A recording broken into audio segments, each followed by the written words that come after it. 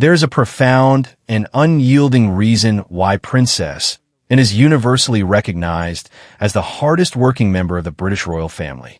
Her legendary dedication is not merely a matter of attending hundreds of official engagements every year, but rather rooted in her silent, fierce role as the ultimate shield for the monarchy's future generations. The true depth of this protective instinct was put to the test when Queen Camilla quietly devised a highly sophisticated scheme to transform the royal family's most prestigious annual charity gala into a nightmare of public humiliation for young Princess Charlotte. It was an event meticulously designed over 6 long months to elevate the image of the royal children, particularly the 11-year-old daughter of Prince William and Princess Catherine. The Royal Council had officially chosen Charlotte as the prominent face of the occasion, a decision that brought immense pride to the Wales family, but unintentionally painted a massive target on the young girl's back. Deep within the palace walls, currents of intense jealousy and resentment had been brewing. Queen Camilla, who had fought through decades of public controversy alongside King Charles III to secure her current position, viewed the soaring popularity and unwavering public adoration for the Wales family with deep suspicion and envy. The constant media spotlight on Charlotte and her brothers seemed to inadvertently eclipse Camilla's own modern royal duties, transforming her hidden bitterness into an active, dangerous conspiracy. Camilla believed her pieces were flawlessly arranged on the board, but she completely underestimated the watchful eyes of the king's only sister. It all began on a quiet evening when Princess Anne was walking down a secluded corridor lined with heavy, deep red carpets. Carrying her usual measured demeanor and sharp instincts honed by half a century of handling royal crises, and noticed a faint light coming from a small reception room that was rarely used at such a late hour. As she approached, hurried, anxious whispers escaped through the narrow gap of the heavy wooden door, shattering the absolute silence of the hallway. Anne's internal alarms immediately flared. Despite the speaker lowering her voice to a bare whisper, the distinctively husky, commanding tone was unmistakable. It belonged to Queen Camilla. Standing completely motionless in the shadows, and listened as Camilla issued sharp, chilling orders to a senior official from the gala's organizing committee. Phrases like a historic disaster, unexpected wardrobe failure, and public embarrassment were repeated with cold, mechanical calculation. Camilla was carefully orchestrating a trap to ensure that the young Welsh princess would become a national laughingstock on live international television, a venomous blow meant to indirectly destroy the prestige of William and Catherine. A mixture of absolute fury and cold determination rushed through Anne's veins. Her maternal instincts, combined with her deep loyalty to the memory of the late Princess Diana, told her that Charlotte was walking blindly into a dangerous ambush. Instead of raising an alarm or creating a premature scene that would allow Camilla to cover her tracks, Anne quietly stepped back, melting into the shadows of the carpeted hallway before the secret meeting could conclude. She made a definitive choice to enter this high-stakes game completely alone, establishing a covert, invisible network of surveillance over every single administrative detail of the upcoming charity event.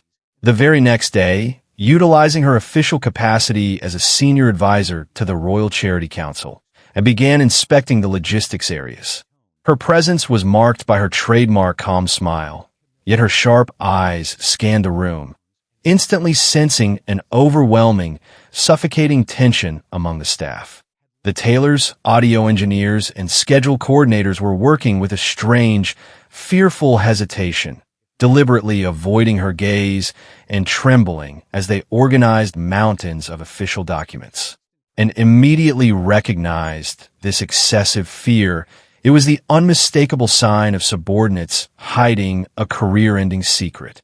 Her suspicions turned into concrete certainty when she personally reviewed the confidential event blueprints. Charlotte's stage rehearsal slots had been drastically cut under the false pretense of saving time, while her media arrival window was pushed to an awkwardly early hour. Flipping through the digital logs, and discovered a trail of hastily deleted internal memos, all officially authorized not by the Prince of Wales' office, but by the private secretariat operating under Camilla's direct command. The enemy did not just want a minor mistake. They wanted a systematic character assassination of an 11-year-old child in front of global press cameras. Realizing that excessive movement would compromise her position and retreated into the shadows to launch a deeper, more rigorous investigation. She secretly summoned her most trusted personal bodyguard, a highly decorated former military intelligence officer whose absolute loyalty belonged solely to the Crown's integrity. Within less than 24 hours, the operative delivered a confidential dossier that made Anne's jaw tighten with rage. The bodyguard had managed to gain midnight access to the restricted wardrobe vault where Charlotte's bespoke pale blue satin evening gown was kept. Upon a microscopic inspection of the delicate seams, he discovered that a tailor loyal to Camilla had secretly extended the dress hem by nearly 10 centimeters. This extra length was a lethal trap, designed to look slightly sloppy when standing still, but guaranteed to cause the young girl to trip and fall while ascending the high stage stairs. The cruelty extended far beyond the wardrobe. The beautiful bouquet of white roses Charlotte was scheduled to present to the international charity delegates had been heavily modified at its core. The soft, natural stems had been stripped away and replaced with a hidden, heavy lead-weighted metal frame, increasing the total weight of the flowers to nearly 3 kilograms. For a young girl required to hold the bouquet with a constant, radiant smile during a 30-minute live broadcast, it would inevitably cause severe muscle fatigue, visible trembling, and an embarrassing drop right before the cameras. Furthermore, Charlotte's official speech had been subtly intercepted and rewritten by Camilla's staff, stuffed with overly complex sentences and archaic, multisyllabic words designed to make a child stutter and lose confidence. The technical sabotage was even worse. Audio engineers had altered the microphone frequencies at the podium so that Charlotte's clear voice would be distorted into a faint, high-pitched feedback loop. A carefully curated list of aggressive tabloid paparazzi had been granted premium front-row credentials, explicitly instructed to capture every angle of a young princess looking clumsy, tired, or distressed. Standing in her private study, looking at the X-ray images of the weighted bouquet and photos of the tampered dress seams, Anne's eyes hardened into blocks of ice. The sheer scale of this malice was staggering, a calculated effort to sacrifice a child's dignity on the altar of selfish jealousy. With the event only hours away, Anne knew that public exposure would shatter the monarchy. She chose the path of the master strategist, a silent, flawless counteroffensive to dismantle every single trap from the inside out, turning the hidden chessboard completely against the unsuspecting queen. The ticking of the ancient grandfather clock in Princess Anne's private study felt like a countdown to an impending execution, yet her mind remained completely clear, cold, and unfazed by the immense pressure. With the comprehensive folder of ironclad evidence resting under her fingers, she understood that exposing Camilla's plot to the king at this late hour would only trigger a catastrophic media war that could permanently destabilize the monarchy, and chose instead to become the invisible director of her own grand play, a silent executioner of conspiracies who would neutralize every single threat before it could breathe life. She allowed not a single ounce of fatigue or suspicion to alter her face as she prepared to mount a flawless counter-espionage mission in the absolute dead of night. To ensure that Camilla's extensive web of palace informants remained entirely blind and bypassed the official royal security detail, relying solely on her trusted former military intelligence operative to coordinate the physical breaches. Her first midnight objective was the highly restricted royal wardrobe vault, where the altered satin evening gown was being held like a sleeping weapon against her young granddaughter. At exactly 2 a.m, when the vast marble corridors of the palace were plunged into total darkness and the changing of the guard was at its quietest, and slipped through the side entrance of the tailoring department, under the faint, amber glow of a single low-wattage desk lamp, she pulled out her personal vintage sewing kit, her experienced hands moving with the swift precision of a master craftsman. For over an hour, she meticulously unpicked each deliberately flawed, elongated stitch that Camilla's corrupt tailor had embedded into the hemline. With absolute mathematical accuracy, and measured and sheared away the treacherous 10 centimeters of extra fabric, resewing the delicate blue satin with tiny, invisible lock stitches that restored the gown to its perfect, elegant proportions. This ensured that when Charlotte stepped onto the grand stage, the fabric would glide smoothly across the floor rather than pooling beneath her feet like a calculated tripwire. Without stopping to rest her aching fingers, and immediately navigated the shadowy labyrinth of the palace basement to reach the botanical prop room. There, submerged in the scent of chilled water and fresh leaves, sat the heavy bouquet of white roses that had been turned into a physical instrument of torture. Using specialized industrial pliers hidden inside her cloak, and carefully peeled back the external layers of silk ribbons and green moss, exposing the hidden 3-kilogram lead-weighted metal core that had been welded inside the bouquet's spine. With measured strength, she pried the toxic lead framework out of the flower arrangement, replacing it with an incredibly light yet resilient bamboo structure that she had personally sourced earlier that day. After painstakingly reassembling the white roses and binding them back together with identical satin ribbons, the bouquet's weight plummeted to a comfortable 400 grams, allowing a child's small hand to carry it effortlessly for hours without a single muscle tremor. By 3:30 in the morning, the physical traps had been completely dismantled, but the intellectual and technological sabotage still loomed ahead. And returned to her study to finalize the emergency speech script she had spent the previous evening rewriting. She had completely stripped away the archaic, multi-syllabic jargon planted by Camilla's secretariat, replacing it with elegant, concise, and deeply compassionate English prose that perfectly matched the natural cadence of an 11-year-old child. To implement this correction without raising red flags within Charlotte's official staff, and woke up before dawn and disguised herself in the simple, unadorned uniform of a senior palace domestic steward.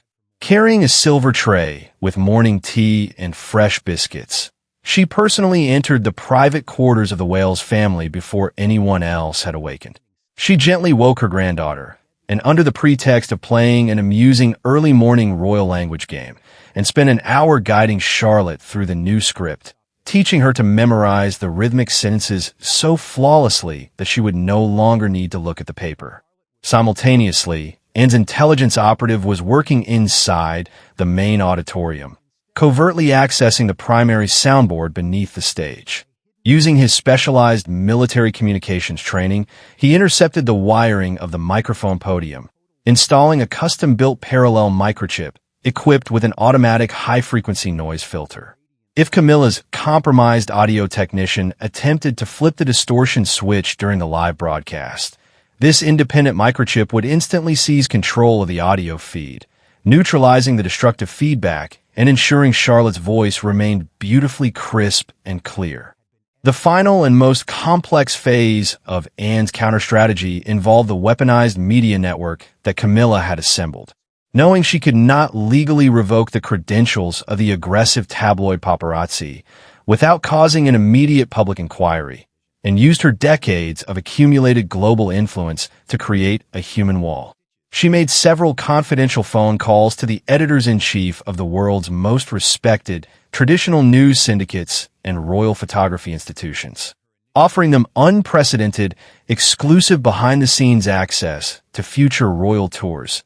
She secured their absolute cooperation. As a result, dozens of elite, highly ethical, and sympathetic international journalists were deployed to the gala hours ahead of schedule, completely occupying the primary, front-row media positions along the red carpet. This strategic maneuver physically pushed Camilla's hired tabloid photographers to the extreme outer edges of the press pen, rendering their aggressive, low-angle lenses completely useless.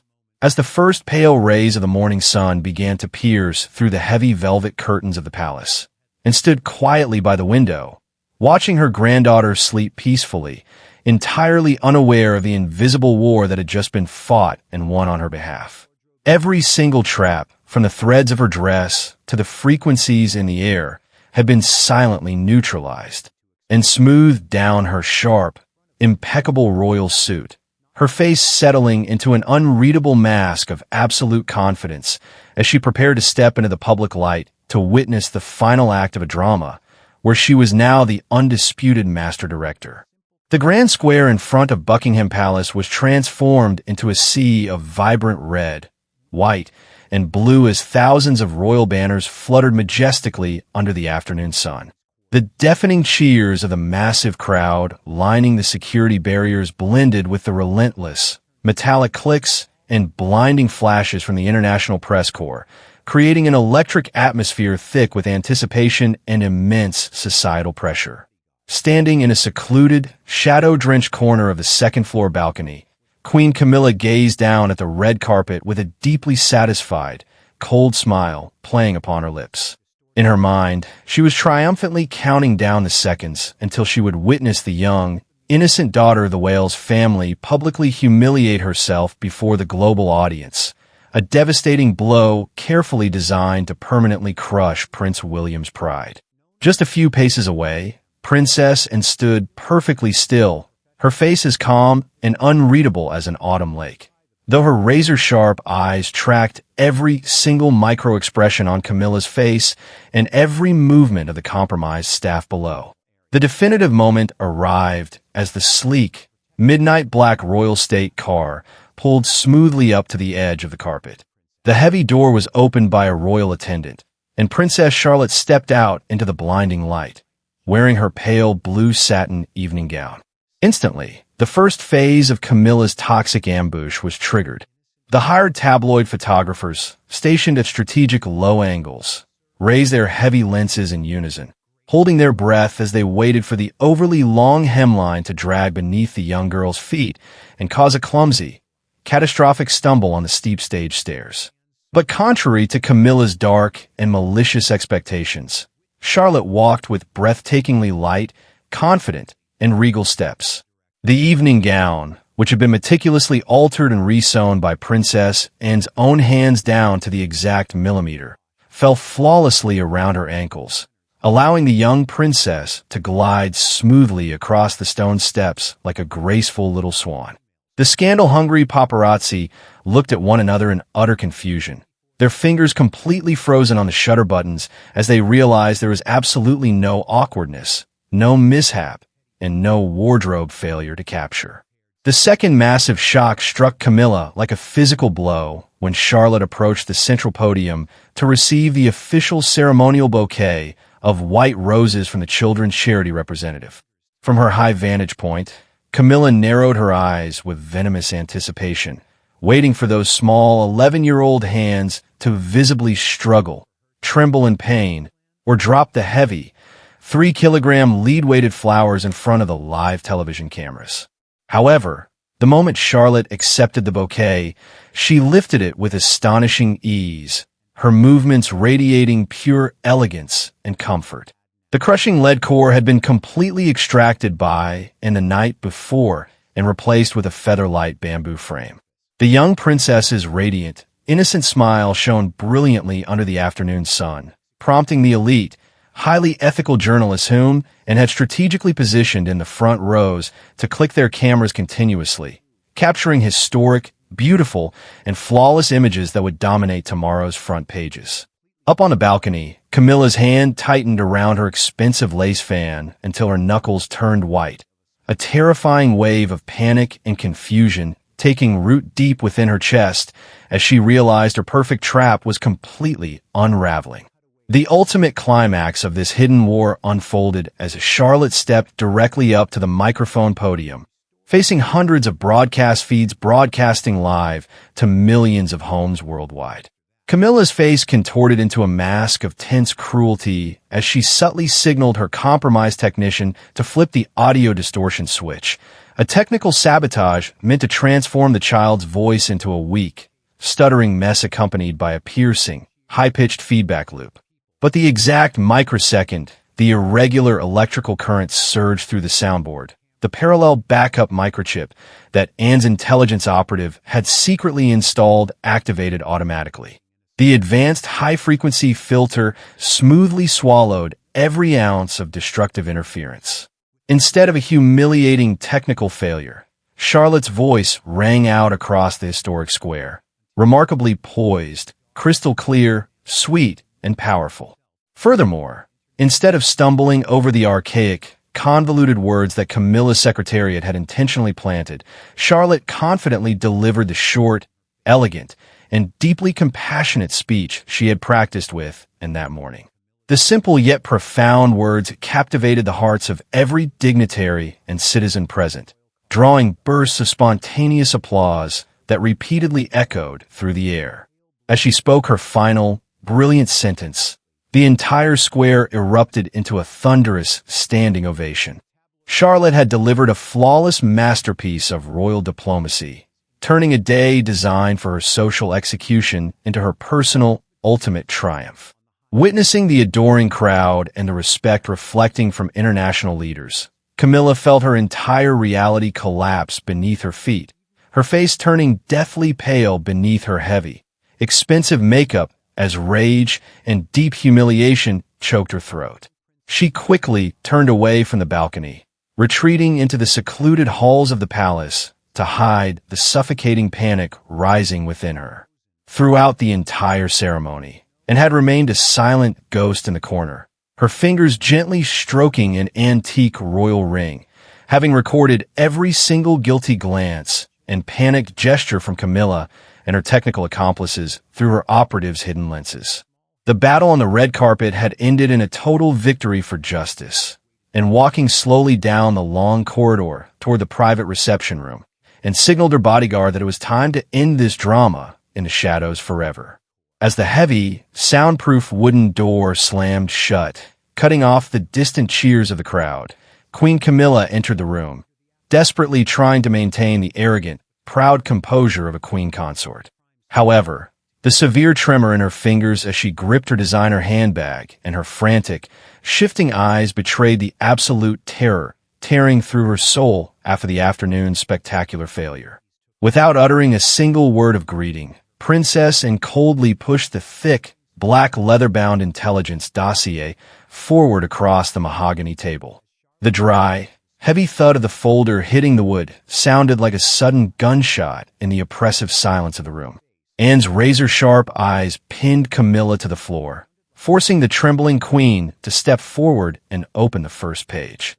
Line after line, the raw, undeniable truth was laid bare under the harsh light. Secret financial transaction receipts to corrupt technicians, digital X-ray images of the sabotaged lead bouquet, intercepted emails from Camilla's private secretariat, and audio recordings of the confession extracted from the audio staff.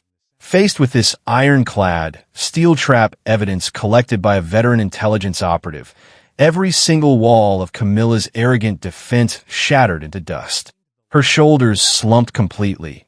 Her expensive handbag slipped from her frozen fingers and crashed to the floor, and she collapsed into the chair opposite and, cold sweat breaking through her thick foundation.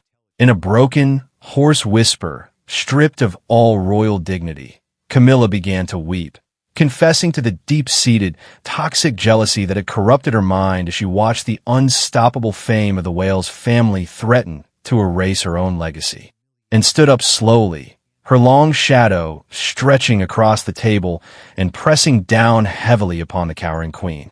With absolute moral authority and profound contempt, and rejected every single plea for mercy, stating clearly that tolerating such malice against a child was an act of treason against the future of the crown itself.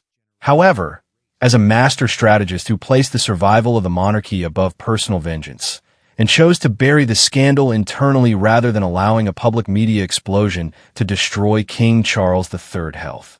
But this absolute silence came with a devastating, permanent price that Camilla was forced to sign away. In a cold, unyielding voice, and delivered her final, irreversible judgment. Camilla was ordered to deliver a private, face-to-face apology to Princess Charlotte in the presence of William and Catherine.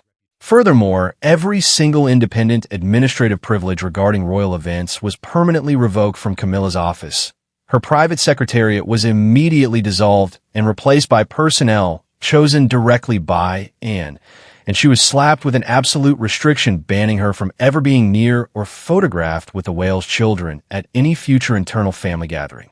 The confrontation ended with Camilla bowing her head in total, unconditional surrender, drenched in an unresolvable humiliation as she realized her title of queen was now nothing more than an empty, tightly monitored glass cage. Stepping out of the room into the quiet corridor, and paused by the window to look out at the moonlit palace gardens. The dark conspiracy had been completely crushed. Justice had been served in absolute silence. And across the courtyard, young Princess Charlotte slept peacefully, her bright future completely secured beneath the powerful, protective, and unbreakable wings of Princess Anne.